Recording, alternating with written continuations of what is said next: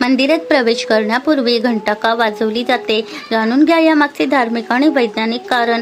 घंटा वाजवण्याची परंपरा. पूजेदरम्यान घंटा वाजवण्याची परंपरा प्राचीन काळापासून चालत आली आहे. तसेच मंदिरात प्रवेश करण्यापूर्वी घंटा वाजवली जाते.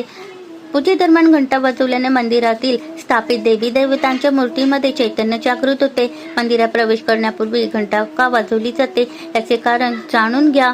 धार्मिक महत्त्व आणि वैज्ञानिक कारणही जाणून घ्या.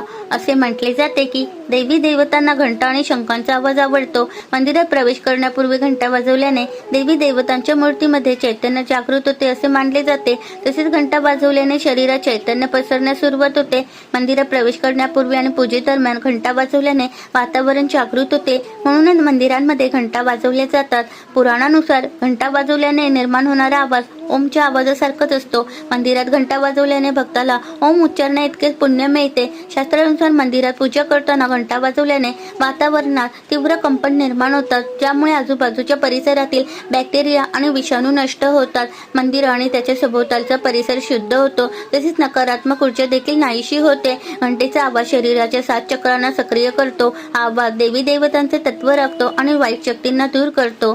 धन्यवाद.